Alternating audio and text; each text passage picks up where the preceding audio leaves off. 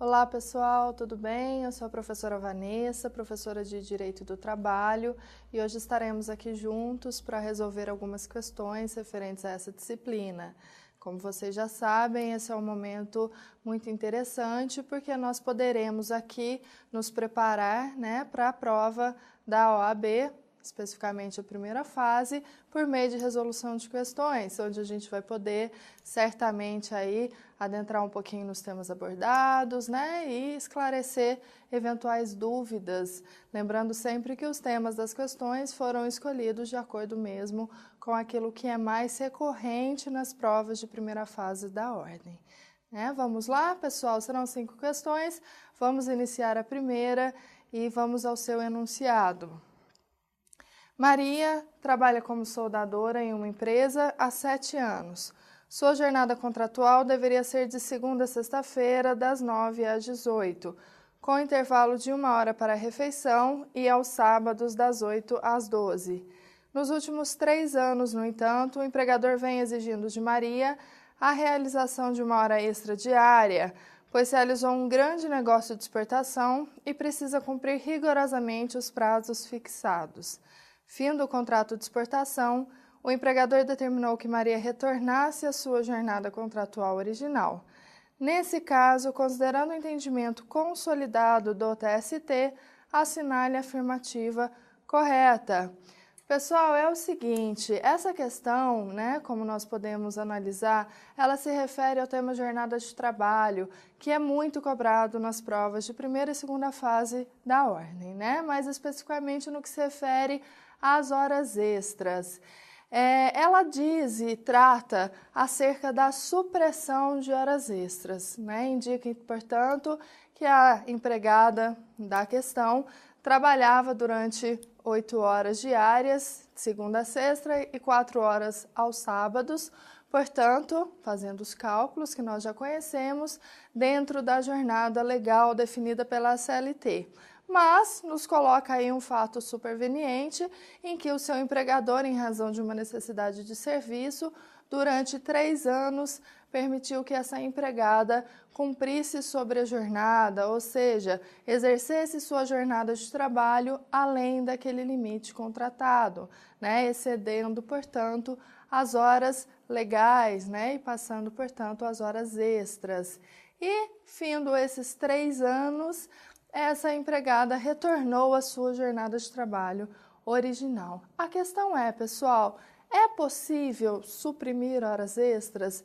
Esse é o primeiro ponto que nós temos que pensar ao nos deparar com esse enunciado, E vamos aí lembrar no princípio da inalterabilidade contratual lesiva. Olha, o contrato não pode ser alterado se em prejuízo do seu empregado. Mas aí eu os questiono, será que retirar hora extra está em prejuízo do empregado ou representa algum prejuízo do empregado?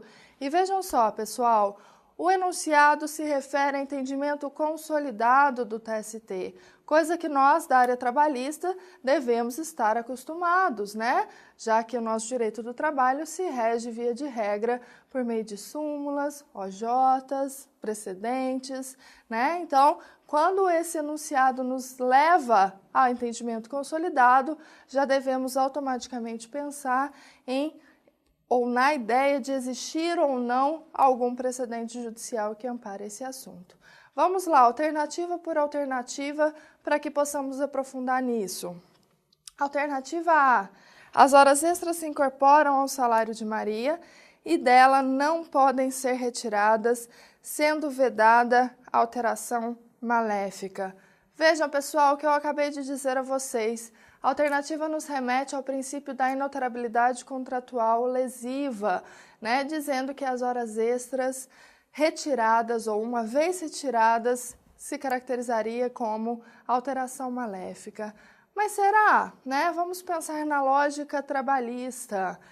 O adicional de hora extra, assim como o adicional de insalubridade, assim como um adicional noturno e assim como um adicional de periculosidade, são adicionais concedidos ao empregado em razão de algum prejuízo que eles já possuem pelo exercício daquele trabalho. Então, se eu recebo adicional de hora extra, gente, eu o recebo porque eu estou me sacrificando, porque de alguma forma esse empregado está sendo sacrificado e por isso ele tem direito a uma retribuição ou a uma remuneração maior do que a da hora normal.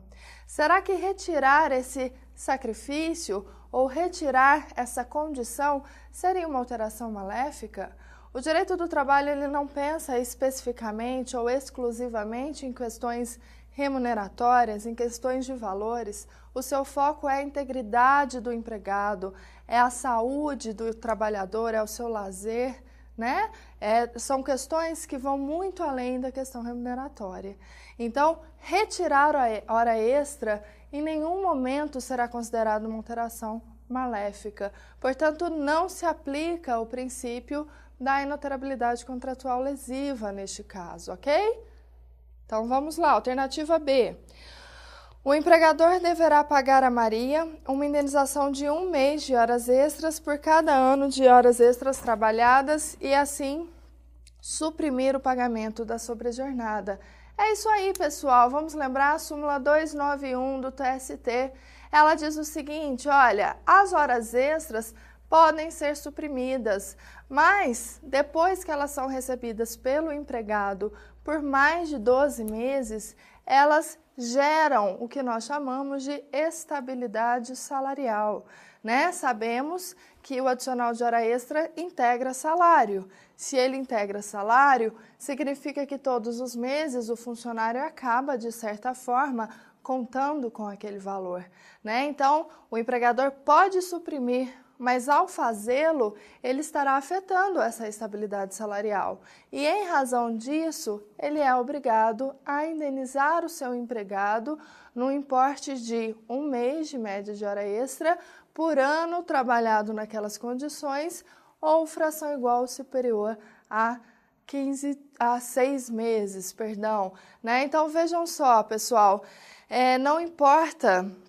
a supressão, importa considerar se há estabilidade salarial e indenizar o funcionário em razão daquela retirada, ok? Então, a alternativa correta seria a alternativa B, porque ela reflete ipsis literis o que está previsto na súmula 291 do TST. Tá? Vamos ler as outras alternativas para que possamos aí espancar qualquer dúvida sobre o assunto. Alternativa C, o empregador deverá conceder uma indenização à empregada pelo prejuízo financeiro, que deverá ser arbitrada de comum acordo entre as partes e homologada no sindicato. Vejam, pessoal, qualquer coisa que no direito do trabalho se refira a acordada de comum acordo, ajustada em comum acordo, é algo que a gente tem que tomar cuidado, né? Nós sabemos que pelo princípio da irrenunciabilidade, da hipossuficiência, dificilmente o empregado pode transacionar seus direitos, né? E nesse caso, por óbvio, não se aplica em razão da existência de uma súmula específica que trata sobre a indenização devida. Tranquilo? Vamos lá para a última alternativa.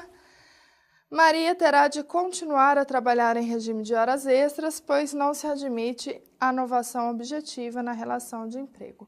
Essa é a alternativa mais afastada, né, em razão aí do fato de que a hora extra não se incorpora ao contrato, exatamente porque ela se configura como algo, a princípio, prejudicial, né? Daí ela ser remunerada, inclusive, com adicional de no mínimo 50% em dias normais e 100% domingos e feriados. Tranquilo, pessoal? Podemos passar para a próxima? Vamos lá para a segunda questão, então. Atenção aí ao seu enunciado. Paulo possuía uma casa de campo situada em região rural da cidade de Muzambinho, Minas Gerais, onde costumava passar todos os finais de semana e as férias com a sua família. Contratou Francisco para cuidar de algumas cabeças de gado destinadas à venda de carne e de leite ao mercado local.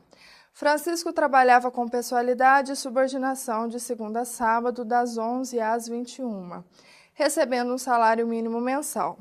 Dispensado sem justa causa, ajuizou reclamação trabalhista em face de Paulo, postulando o pagamento de horas extraordinárias de adicional noturno e dos respectivos reflexos nas verbas decorrentes da execução e da ruptura do contrato de trabalho. Aduziu ainda que não era observada pelo empregador a redução da hora noturna. Diante dessa situação hipotética e considerando que as verbas postuladas não foram efetivamente pagas pelo empregador, assinale a alternativa correta.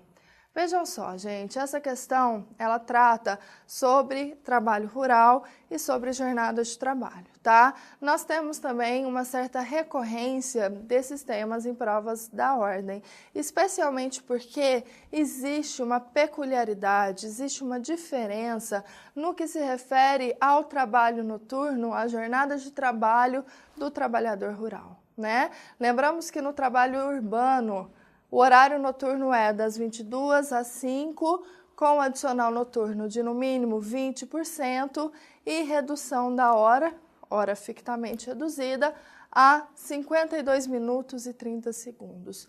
No meio rural, tal regra pode ser modificada, na verdade é modificada, e ela se difere inclusive em razão da atividade prestada pelo proprietário rural, pelo empregador rural e via de regra e via de consequência pelo empregado. Vejam, vamos lembrar aqui, gente, pecuária, horário noturno, das 20 horas às 4 horas da manhã. Lavoura, horário noturno, das 21 horas às 5 horas da manhã. E aqui, gente, então, nós temos que conhecer primeiro essa diferença. O enunciado fala em criação de cabeça de gados, portanto, estamos falando para a venda de carne e leite. Estamos falando de uma atividade tipicamente da pecuária, né? Então, já temos que saber essa informação. Pecuária, horário noturno, das 20 às 4. No enunciado, o sujeito trabalha até 21 horas. Então, ele já faz hora noturna, ok? Tá? Tem adicional noturno no trabalho rural? Vamos lembrar, lá no urbano é 20%. Será que o rural tem? Não só tem, gente, como tem um adicional maior do que no trabalho urbano, né? O adicional lá no meio rural é, em regra, 25% da hora normal. Tranquilo? E o horário fictamente reduzido? Será que existe? E aqui, gente, nós não precisamos decorar nada, memorizar, nós precisamos compreender. Vejam, por que lá no trabalho urbano, o horário noturno das 22 às 5, ele tem esse horário reduzido, que significa que cada hora no trabalho urbano durante a noite corresponde a 52 minutos e 30 segundos. Então, o funcionário ganha por hora 7 minutos e 30 segundos.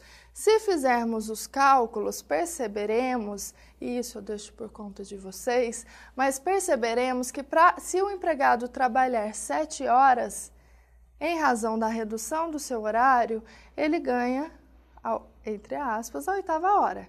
Então, trabalhando 7 horas é como se ele tivesse trabalhado 8 horas. E aí é só a gente pensar de uma forma lógica. Lá no urbano existe esse horário reduzido. Tanto é que o horário noturno vai das 22 às 5. Quantas horas existem das 22 às 5? 7 horas. Por quê? Porque para alcançar a jornada legal de 8, no horário noturno eu trabalho 7 horas, perfeito? Dá uma diferença em minutos, mas uma regra lógica para a gente conseguir compreender essa questão e não esquecer mais, tá? No rural, vejam, a pecuária, que é o caso da nossa questão, das 20 às 4. Nós temos, portanto, 8 horas, perfeito? E na lavoura, das 21 às 5, nós temos, portanto, 8 horas, tá? Então, aqui no trabalho rural, no trabalho noturno rural, não se aplica a regra do horário reduzido. Ele tem adicional noturno, né? E eventualmente tem hora extra, mas não tem horário fictamente reduzido, tal como teria no trabalho urbano. Vamos às alternativas? Alternativa A. Francisco tem direito ao pagamento de horas extraordinárias e de adicional noturno, não lhe assistindo direito à redução da hora noturna. B. Francisco tem direito ao pagamento das horas extraordinárias, mas não lhe assiste o direito ao pagamento de adicional noturno, já que não houve prestação de serviços entre as 22 de um dia e as 5 do dia seguinte. C. Francisco não tem direito ao pagamento de horas extraordinárias e de adicional noturno por se tratar de empregado doméstico. E D. A redução da hora noturna deveria ter sido observada pelo empregador. Qual a alternativa correta, portanto, pessoal? Alternativa A. Ele tem direito às horas extraordinárias, porque somada a sua jornada ultrapassa a jornada legal, e ele tem direito ao adicional noturno, porque, caracterizando-se serviço de pecuária, o seu horário noturno se inicia às 20 horas. E o anunciado nos diz que ele trabalha até 21 horas. Então, ele trabalha 1 hora em horário noturno. Tranquilo? E não tem direito ao horário fictamente reduzido em razão do que a gente acaba de explicar. Percebam que as outras alternativas tentam levar o candidato a erro, né? Coloca o horário noturno das 22 às 5, que é o horário padrão que conhecemos aí a título de empregado urbano. A outra alternativa diz, olha, ele não tem direito porque ele é doméstico. Não, ele não é doméstico, né? Se há finalidade lucrativa na atividade que ele faz, tal como o enunciado deixa bem evidente ao afirmar em venda de carne e de leite, óbvio que não se trata de um empregado doméstico. E a última, dizendo aí que ele teria direito à redução do horário, que nós já superamos aí esse entendimento. Perfeito? Portanto, a alternativa A é a alternativa correta nessa questão. Vamos à terceira? Vamos lá. Jonas é empregado da sociedade empresária Ômega, entendendo seu empregador por romper seu contrato de trabalho, optou por promover sua imediata demissão com o pagamento do aviso prévio na forma indenizada. Transcorridos 10 dias de pagamento das verbas rescisórias, Jonas se candidatou a dirigente do sindicato da sua categoria e foi eleito presidente na mesma data. Sobre a hipótese apresentada, de acordo com o entendimento consolidado do TST, assinale a afirmativa correta.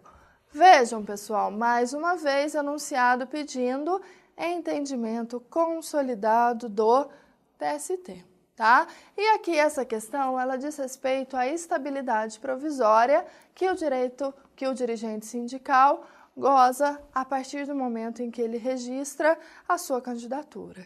Então, sabemos que, por força da CLT, o dirigente sindical, desde o registro da sua candidatura até 1 ano após o término do seu mandato, tem estabilidade provisória, né, para que possa exercer as suas funções inerentes ao sindicato de uma forma livre, né, sem receios, sem temor.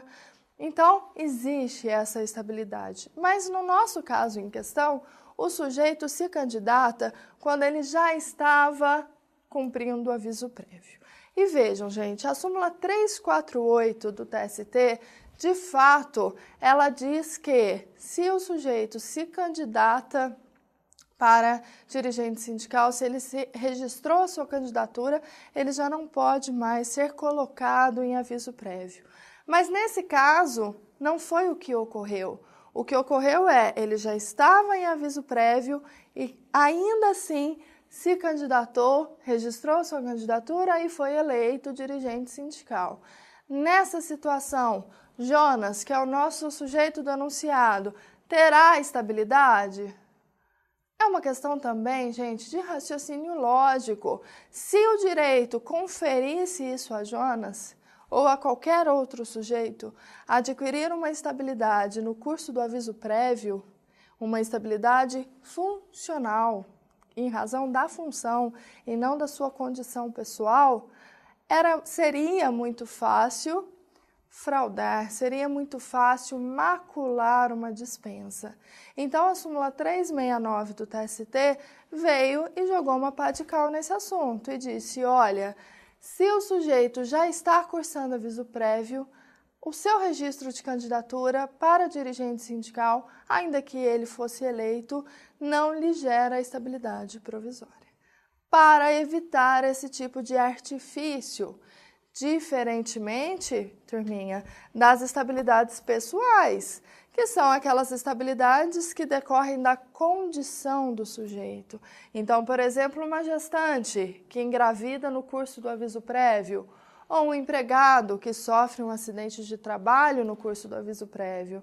Esses dois terão as estabilidades resguardadas. A gestante, desde a concepção até 5 meses após o parto, e o acidentado, 12 meses após o seu retorno da Previdência, o retorno do seu afastamento. Lembrando que, nesse caso, o acidentado somente tem estabilidade em se tratando de acidente de trabalho e se ele for, de fato, afastado pela Previdência. Retornou, 12 meses estáveis.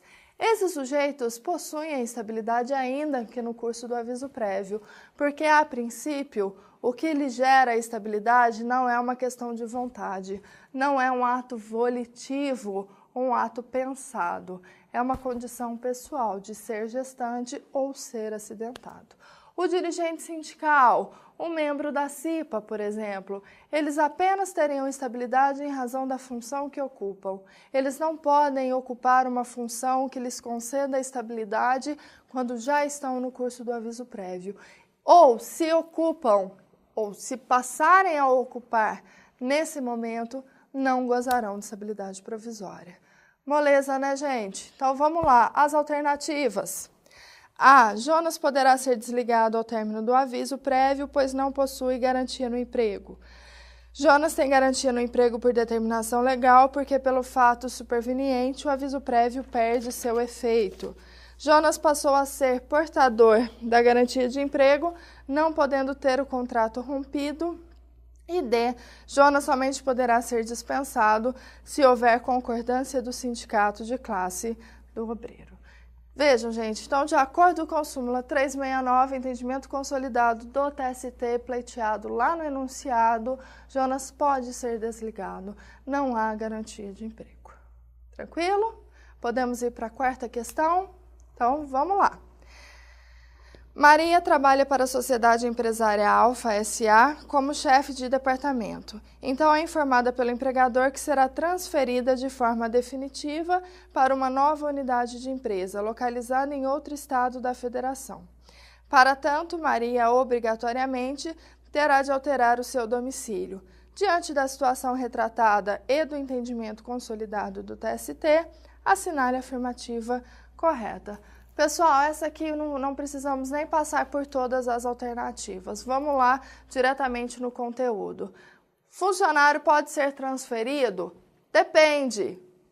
Existe a transferência definitiva, existe a transferência provisória. A transferência definitiva só pode ocorrer se houver anuência do empregado. E a transferência provisória poderá ocorrer se houver necessidade real do serviço devidamente comprovada, artigo 469 da CLT. Perfeito?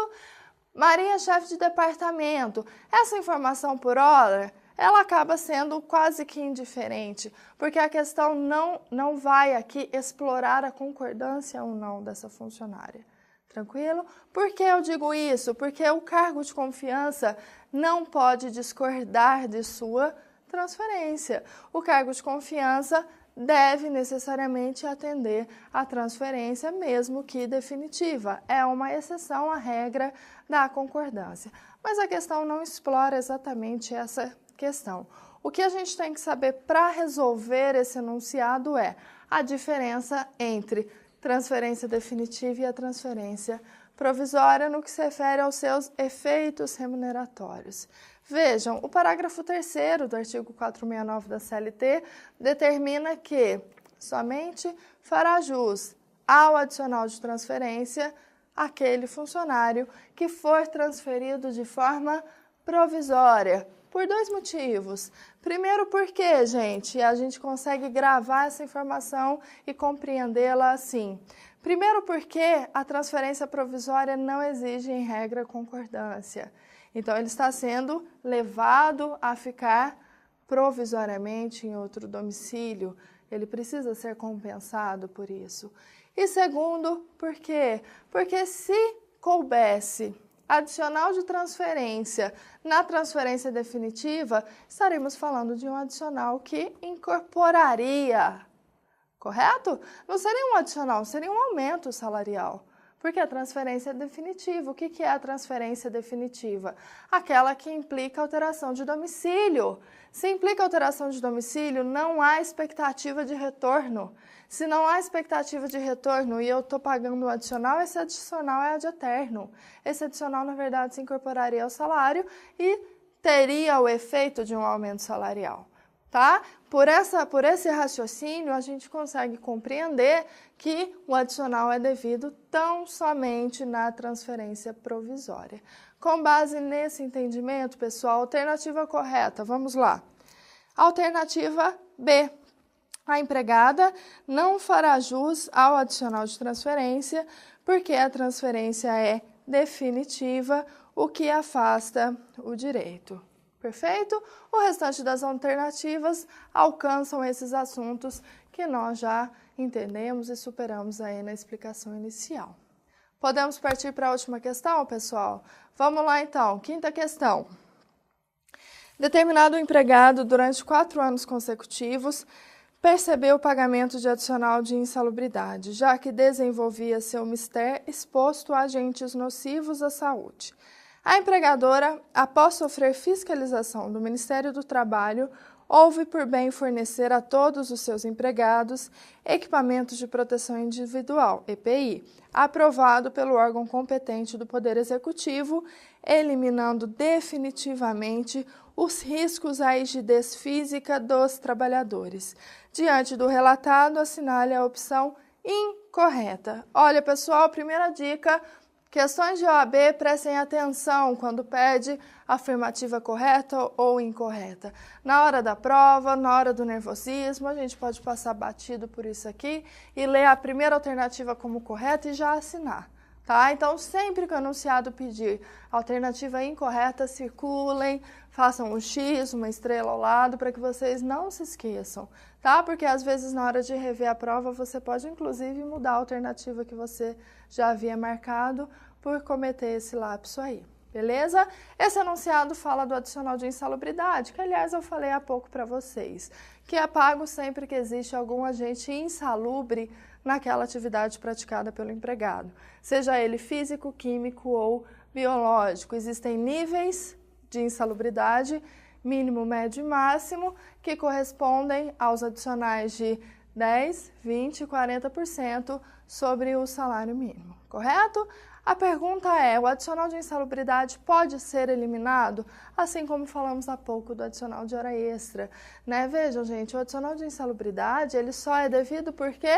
Porque a saúde do funcionário está sendo prejudicada aos poucos. Se a sua saúde está sendo prejudicada aos poucos, vocês acham que o direito do trabalho protetivo como é? Vai acatar ou não vai acatar a retirada desse adicional? Desde que, por óbvio, se elimine o risco ou se elimine, na verdade, o agente que causa essa insalubridade. É claro que é muito mais benéfico o funcionário perder dinheiro ao invés de perder a saúde. Ok? Então, o adicional de insalubridade, sempre que houver qualquer possibilidade de eliminar a insalubridade, os riscos do agente insalubre, ele pode ser suprimido. Vamos nessa alternativa por alternativa, já que ela pede a incorreta, para ficar um pouco mais didático e fácil aí para vocês. Vamos lá? Alternativa A. Enquanto percebido o adicional de insalubridade, integra a remuneração para todos os efeitos legais. Correto? Corretíssimo, perfeito. Adicional de insalubridade, verba salarial, artigo 457 da CLT. Integra, ele tem natureza de salário, tá? Enquanto percebido, ele vai integrar o salário para todos os efeitos. Tranquilo? Alternativa B.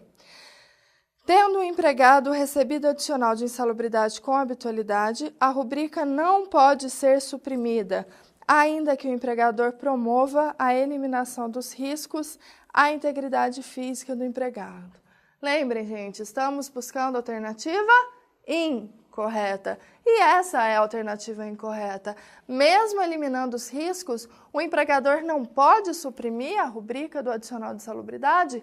Pode e deve, porque é uma alteração benéfica. Mesmo que haja uma perda salarial, há, em contrapartida, um ganho na saúde, um ganho no lazer, em todos os aspectos da vida do empregado.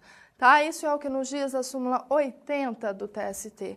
Portanto, a alternativa B contraria essa súmula e deve ser marcada aí como alternativa incorreta. Perfeito? Seria ela a nossa resposta. Vamos terminar de ler as demais para a gente também sanar aí qualquer dúvida. Alternativa C. O trabalhador somente faz jus ao pagamento do adicional de insalubridade enquanto permanecer exposto a agentes de risco à sua saúde, independentemente do tempo em que percebeu o aludido adicional. Perfeito, é o que diz a súmula 80. Adicional de insalubridade é uma verba condicional. Ela é paga mediante a condição da existência de insalubridade. Não gera direito adquirido. Perfeito?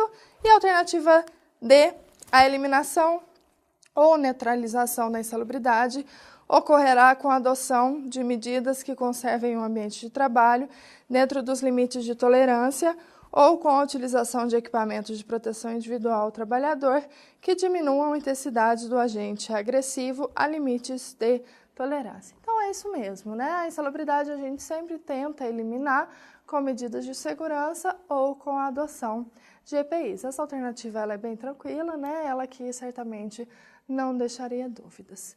Perfeito, pessoal? Alternativa B, então. E é isso que a gente tinha para conversar hoje, rápidas pinceladas, né? Não dá para a gente exaurir o conteúdo de tudo, mas pelo menos algumas dicas para que vocês possam memorizar e compreender assuntos que estão sempre recorrentes aí nas provas da ordem, né? E para que na hora que chegar a vez de vocês possam arrasar aí de uma forma bastante confiante e segura de todo o conhecimento que vocês adquiriram durante todos esses 5 anos aí de curso. Tranquilo? Foi um prazer estar com vocês e eu agradeço aí a atenção de todo mundo. Um abraço.